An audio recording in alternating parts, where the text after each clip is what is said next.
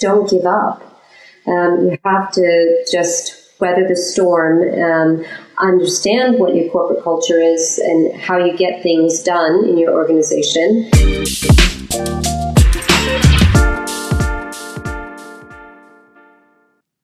Hello, and welcome to the CSO Impact Podcast, where we talk to leaders in sustainability and experts in the ecosystem. We're discussing how we can work in a way that makes a positive impact on the planet. Hello, I'm your host, Harald Neithardt, and in this episode, we talk to Márcia Balisciano, Chief Sustainability Officer and Global Head of Corporate Responsibility at RELX. Márcia is a board member of the Foundation for the Global Compact and also an author in our book of Leadership for Sustainable Futures. Hi, Márcia, and welcome to the CSO Impact Podcast, and thanks for being here with us today.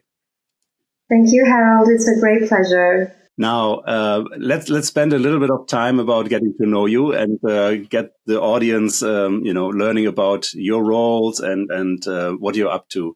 So let's start maybe by exactly that. So what's your role as, at RELX as a CSO, Chief Sustainability Officer, and what does the company do? So my role as Chief Sustainability Officer, I think, is about looking at the impact of what we do, minimizing any negative aspect of that, and then increasing the positive aspects of our business so that we can ensure that we have a positive impact on society.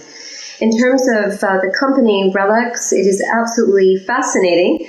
I like to say that what I know about RELX has taken me my long tenure to know it, and I'm always learning things. We are about data and analytics, and we apply that across a few different fields. So in risk and a number of business-to-business industries like our Syrian product in our risk business, which is tracking the global aviation industry, or ICIS, which tracks the global commodities market. But we also have Elsevier, which is about health and science. We have LexisNexis Legal and Professional, which is focused on cataloging the world's laws, and we also aggregate news. And we also have RX, which is one of the world's largest events businesses. And I would say that we focus on our unique contributions to society, and they include fighting fraud, for example, in our risk business, advancing science and health, advancing the rule of law in our legal business, and also bringing communities together in our events business. So you're a publisher, you're a data company, and you're, a community builder. So that's a fascinating role. Obviously, I think there was a merger of two companies, a long tradition in publishing and in the UK and Britain, I think. Between the UK, the Reed side, and then the Dutch side, Elsevier. So when the merger happened in the 1990s, we were originally called Reed Elsevier until we simplified our corporate listing structure. So we're a UK PLC today, although we have euro-denominated shares on the AEX, and we also have American depository receipts on the New York Stock Exchange. So we are very much a global business, but with this very rich tradition between two of the businesses, and we took the opportunity to rename ourselves as RELX. So the company has this long history. You have also been with the company for a long time. But let's focus on some of the projects you're working on right now in your current role as Chief Sustainability Officer. So a big passion project for me and colleagues throughout our business is the RELX SDG Resource Center. So in 2015, when the United Nations Sustainable Development Goals were launched, we were just across the street at One UN Plaza. And without even having all of the knowledge of what the SDGs would entail and the targets, we released a piece of research looking at how ready science was to support the agenda. And as I was sitting there, I began thinking, this is great, but I'm sure that across the four parts of our business, we have a lot of content, articles and journals and sites and products and shows that can inform about all 17 SDGs. And in 2017, we released the free RELX SDG Resource Center. And this is really exciting. Last year, we had over 220,000 unique users of the site. Lots of great content, lots of great partners that we incorporate their content onto the site. But it's also not just a nice to do. We've incorporated it into a $3 billion revolving credit facility where we have 3 KPIs, 1 on our climate target, 2 related to the resource center. So that if we make those objectives, it's less expensive for us to hold the facility. If we don't make those KPIs, then it's more expensive. So I think it's showing the importance and how joined up it is for the business.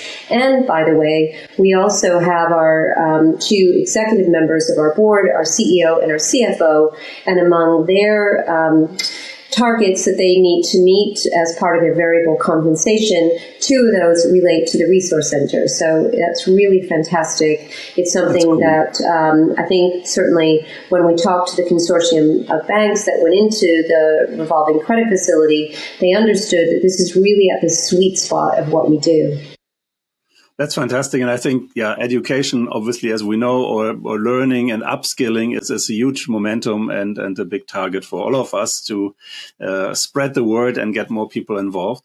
Now, because you have the fascinating role and this is a huge global project, what is, let's say, your idea about the role of the CSO in the next 5 years? What's your take on it? Well, it's interesting because I think when I started at my career with RELX, where I basically built my career, it was great that someone was interested in the things that I was interested in, and I think it gave my colleagues some comfort that, oh yes, there's someone who's doing this work. And if you had asked me 10 years ago or 15 years ago, how integrated is this in your business, I would have really made a compelling speech about just how integrated it actually is. But it's no comparison to where we are today and where I think we're going to get to be in another 5 years from now, which is that the understanding of a company's long-term sustainability in the most holistic sense of that word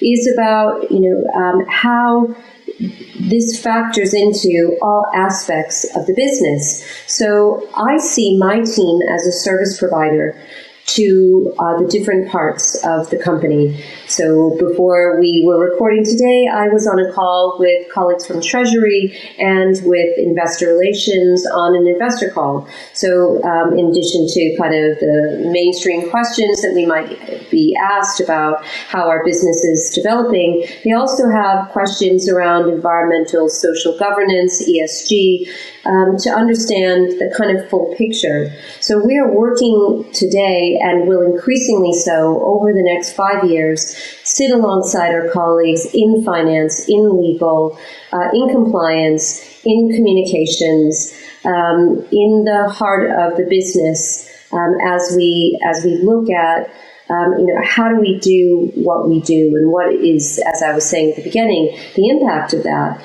And a good example might be some work that we have going on, which I think will not decrease in importance around responsible AI. So our company has been using artificial intelligence for many years, as we all have. Every time we use a recommendation engine on a well-known website, that's AI. But of course, what's new is generative AI and how that can revolutionize certainly our products and services. And I think we're among the first companies last year to have commercial AI solutions that are trained on our trusted content and can cite sources, which makes us a bit different. So having responsible AI principles mean that we need to update them frequently, and we're going through a process of doing that this year, because 2 years ago these responsible AI principles were put out in the public domain. But a lot has changed, and a lot will change again in the next 5 years. And so I think the role that we play is going to be quite critical in being an advisor to our business and supporting that work. as we also see an increase in regulation. So, we really need to be there. And if I think, Harald, about what people said to me some years ago, if we do our job right, we don't need this function in the business. And I don't think that's true. It is absolutely essential that everybody owns this agenda and everybody is doing their part. But we still need an entity within the business that is understanding the trends and also being the conscience of the company, so that we can say, yeah, it's great that we're doing this and this, but where are the gaps and how do we address those? Yeah. I think that's interesting what you say about the role. I read in a study that, the CSO could also be called the chief sustainability orchestrator. So there's a lot of people playing either violin or piano and in their different sections and functions and so on. But somebody got to, orchestrate this, each initiatives. Would you say that's somehow true, like very communicative? I like that. I think that works really well. And so an orchestra without a band leader doesn't work so well. So I think there will continue to be a need for, a small team. And my team is small, but we touch colleagues throughout our 36,500 person business. So it's really important that we are serving that function. An example, we've seen over the last 2 years about a 300% increase in requests from our customers for information about on ESG issues. So we need to train up and provide a kind of self-service for colleagues in our business, but there will ultimately be things that, they need to come to us to support them on. And we need to be evolving as the business evolves and as the environment is changing. You touched upon it a while ago, just a second ago, saying, well, when you started. Now, I wrote your essay in the book on leadership and sustainable futures, and you said something where when you started as a smaller role, the expectation was probably that the role ends in 2 years. Take us back to that first moment and maybe take a little bit on that journey because I think it's important for the world right now. We need 50,000 new CSOs or ESG experts in January next year because of new compliance regulations alone in Europe, because 49,000 companies have to start reporting. Now, we only have about 5,000 people in university, so we need a lot of upskilling and people coming from different functions saying, okay, I want to now go into this field. I think it's a very colorful field and how these careers started. And maybe you can take us through 1 or 2 steps in your career, how you started and what you did in your journey at RELX. Well, I'm recording this conversation today from London, and as you can maybe hear in my accent, I grew up in the States, although I'm of Italian heritage, and I came to do a PhD, and I actually was an unusual person, I guess, who was embarking on this exercise, because most people will teach if they decide to spend so much time in academia, but I knew that I always had a passion for business as well, and so I was working alongside that. It was then called the American Chamber of Commerce during my studies, but I knew I wanted to go and work for one company. And when I was finishing, I was thinking, oh my goodness, now what am I going to do? I actually have a different part of my professional interest which relates to the arts, and it was my current day chair who said to me, there's this company and they're in publishing and information. They're looking for someone to develop a global community program.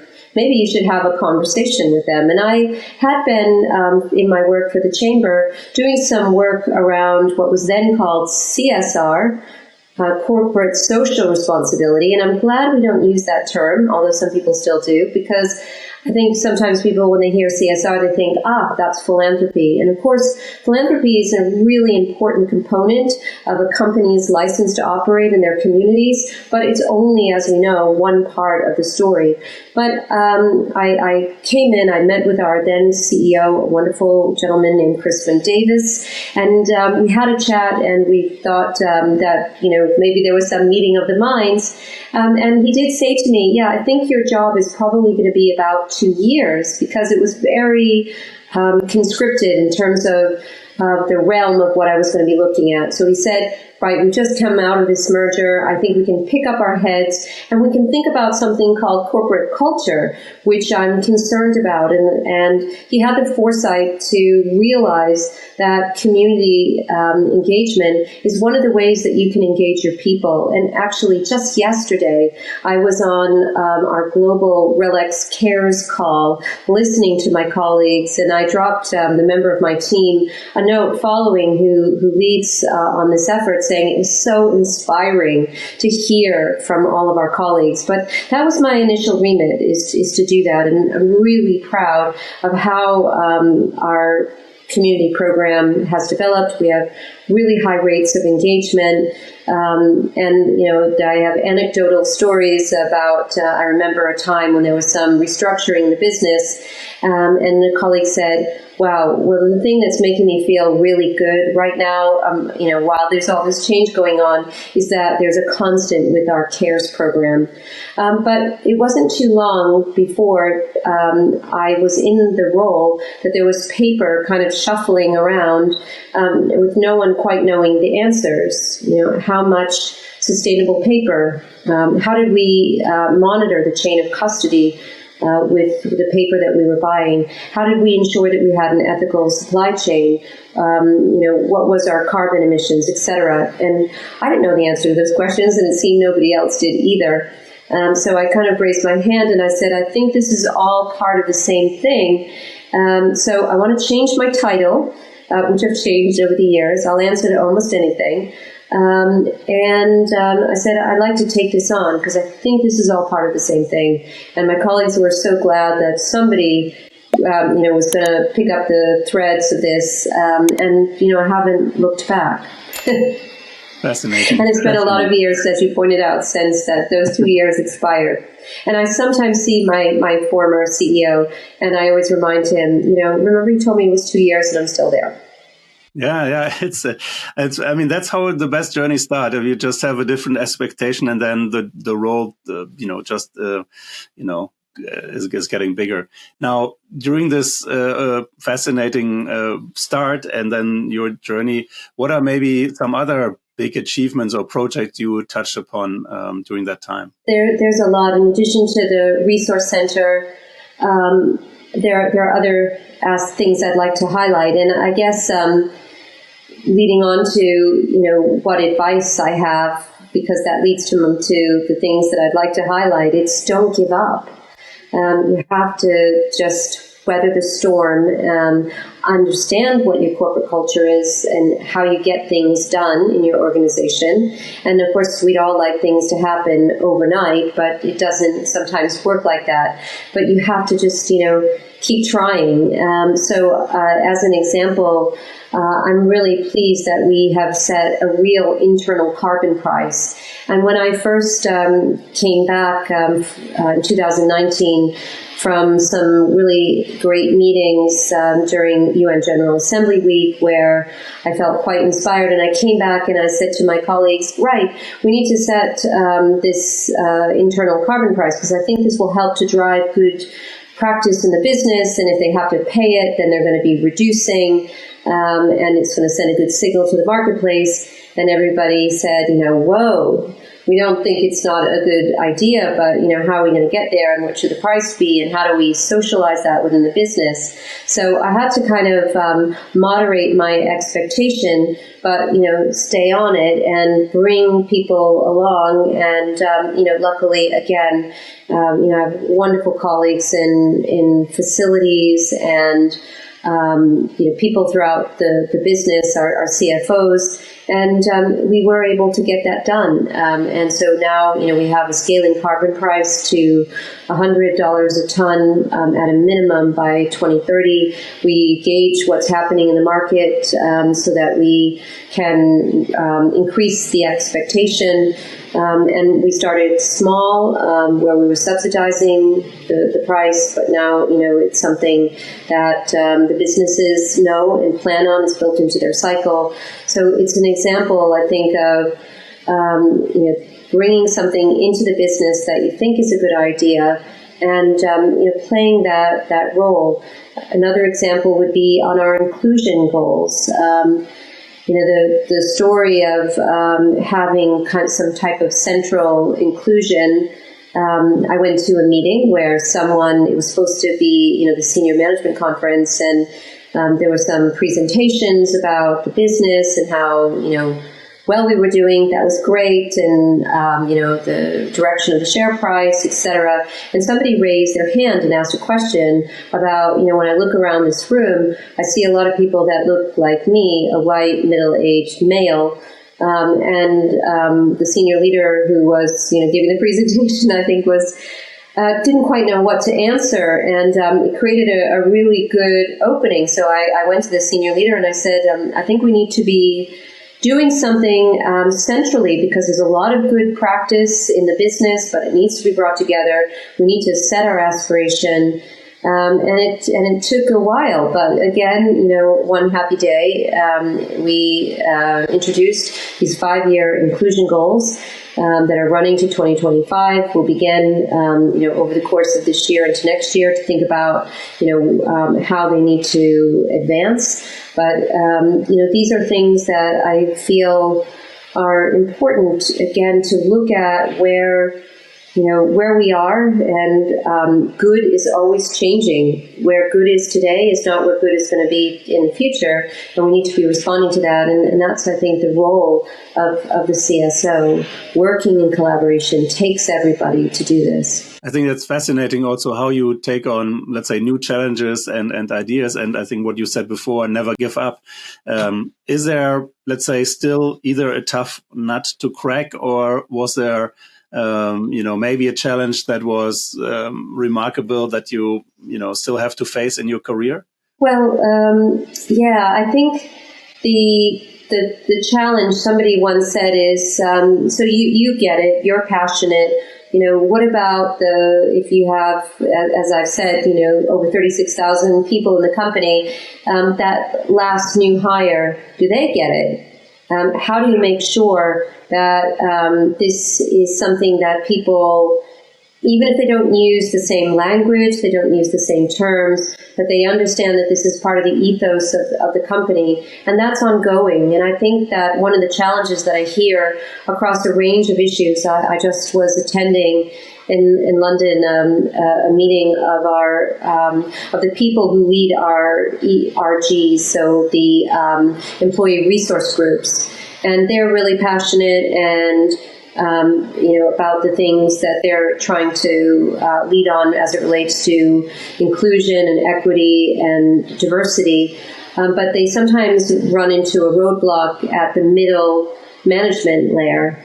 And I get that, because those are the people who are on the front line of making the numbers, who sometimes need some encouragement to see that actually if you give people the space and the chance to be involved in what they're passionate about, then they're hugely motivated, and you'll see that reflect in the business. So making sure that everybody in the organization understands the direction of travel, and that we make sure, particularly at the middle management layer, that we're supporting those individuals, feel the challenges that they have, but support them to not block the progress that needs to happen. You also have a role in the Foundation for the Global Compact Foundation. And that's fascinating because it goes from, zooming in on your own company, now zooming out to a more global role, starting maybe in New York for when you were across the street. So can you describe what the mission is of the foundation and your role there? Yeah, absolutely. So I guess a word about the United Nations Global Compact, which was launched in 2000 with Kofi Annan and a wonderful gentleman, Georg Kell, the founding executive director of the Global Compact. And the idea was, with the things that the United Nations cares about across the piece in terms of peace and security and the environment and, ensuring social framework and encouraging development, that there needed to be some support from the business community and that the UN had a unique convening role to be able to do this. RELX was an early signatory, so it launched in 2000. We signed up in 2003. Our then CEO had to commit to 10 principles related to the environment and the labor rights and other aspects, including today anti-corruption, which would form the 10th principle. So human rights as well is embedded in the 10 principles. So that was really great. And I was involved with getting a UK chapter to support the Global Compact. And over time, I became the chair for the United Kingdom. And today, the Global Compact has over 25,000 companies globally who have signed up to the 10 principles of the Global Compact. So that was really eye-opening for me to be involved at the UK level and seeing the challenges across sectors. Because I have always believed that a rising tide lifts all boats. I just love this expression because, it's essential that we have our own house in order, another expression. So we need to do that first and foremost, but we're only one company. And what can we do when we get together as an industry, and what can we do cross industry? And I think, we have looked to the Global Compact as a kind of moral framework.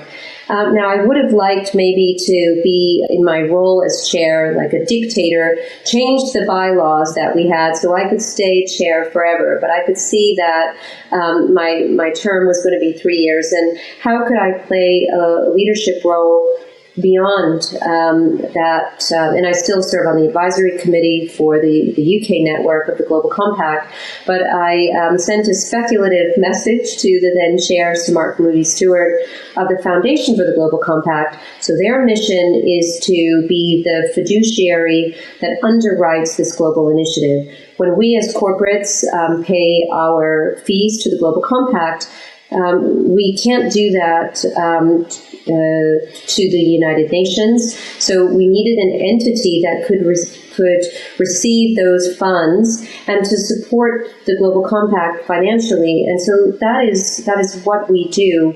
We're ensuring that the Global Compact can run and develop and engage even more companies. So I sent off my speculative message and said, I don't know if you could use somebody like me, but I do see things at the corporate level, on the country network level, and I'd love to be involved. And luckily, they decided that they would have me, and so that's how I've been involved. And it's been really fascinating to see. We want the Global Compact to be strong and growing, engage even more companies.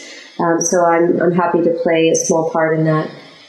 I like how you are a goal-getter and basically finding roles and suggesting to people that this is what is evolving. So kudos to you. Fantastic.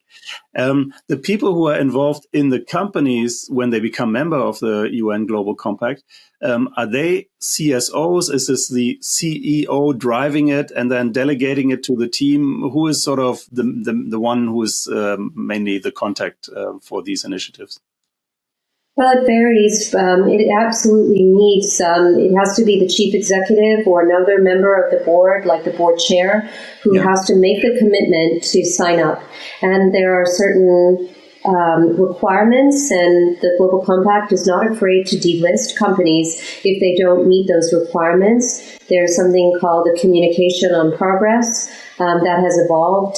It's an online system now, but what they want you to do is to show how you're living these 10 principles, how you are making a contribution in your company. Larger businesses, as we know, may be further down the track in terms of what they're doing on corporate responsibility, ESG, sustainability, and so there may be someone like me who is the lead.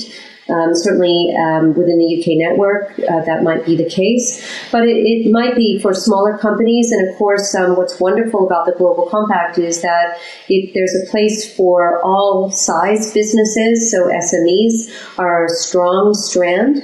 And so there it may be that the CFO is the one that's involved. So we want to make sure that the support that we're giving to the businesses to understand how to do the right thing in terms of the 10 principles and more generally, that we're providing practical support to those businesses. And there's so many free resources, both at a country network level and at the global level. So an example, RELX has been a supporter of something called transformational governance, which has been an initiative of the Global Compact. How do we go beyond legal minimums? Every company needs to play by the rules of the places where they operate, but there's something more that needs to be done in terms of advocacy to go beyond just the legal minimum. So how do we do that? What does that look like in terms of responsible lobbying or the engagements that you have with your suppliers, etc.? So there's a lot of free tools, like there's a checklist that's been developed in a free kind of benchmarking tool that companies can utilize. So that's the kind of initiatives, and that really needs to engage not only people in my job, but people throughout the organization. Great role, and also bringing people together, among the, let's say the leadership teams to support and achieve the SDGs. Now, how do you think how important it is to build a community, even to meet other CSOs, because there's a level of engagements of these, let's say, drivers, orchestrators, and these important roles? How do you think community building and cross-pollination is important in this? I think it's absolutely essential because sometimes you might get stuck on something, and by talking to your peers, you can get ideas. And actually, when I hear my peers talk, I'm always feeling a bit nervous. Wow, they're doing something really fantastic. What are we doing? How can we take these ideas back into our organization? And sometimes it functions as kind of, group therapy. As you mentioned, Harald, those companies, not only in Europe, but globally, that do business in Europe. And we know the European market is, such a source of economic growth for the world. We need a strong Europe. If you want to do business, then you're going to have to comply with the Corporate Sustainability Reporting Directive of the EU. Fantastic. Now, with all your wealth of knowledge and your experience, I would say, what is maybe a good tip for somebody who is just starting? CSOs come from all these different backgrounds, and we're getting into, needing much more experts in the field. So what's maybe, an advice to somebody who is starting, and what's maybe an important thing they should keep in mind? I think it's maybe twofold. It's understanding what is your state of play, so that becomes your floor. And where do you want to get to? Once you understand what's happening, you need to engage lots of people in the business. And something that I think that is working well at RELX are these corporate responsibility networks. So it might be our Responsible AI Network, or our Inclusion Council, which I have the pleasure of chairing, or our Green Teams, which are employee-led networks. Engage people in the business, because they can tell you what's actually happening on the ground and get a sense of what good looks like. Use outside networks like the Global Compact that can give you a sense of where you want to go. And we don't have all the answers, and we constantly need to be raising the bar. I'm always worried, maybe in a positive way, about, what are we doing and where do we need to get to? So I think never being complacent is important, but understand what's really happening in the business. And I would say as well, understand what your own unique contributions to society are. Only you will have that, your business will understand what it is that makes you different from other peers in your sector, and then look where you can maximize that positive opportunity, because that will engage your people, that will resonate with your stakeholders, it will help with that license to operate. And so I think, doing this kind of dual work of really understanding what's happening in your business, bringing in outside expertise into the organization should help to chart a good course for the future. Fantastic advice. Thank you so much, Marcia. And thanks so very much for being here with us in the CEO Impact Podcast, Marcia. And for those of you that want to know a little bit more about Marcia, you can read her essay in the book, Leadership for Sustainable Futures. And the other authors are obviously amazing too. So talking about community. And you can find more about this in the link of the description. And again, thank you so much, Marcia. And you have a fantastic day. Thank you, Harald. It's been a pleasure.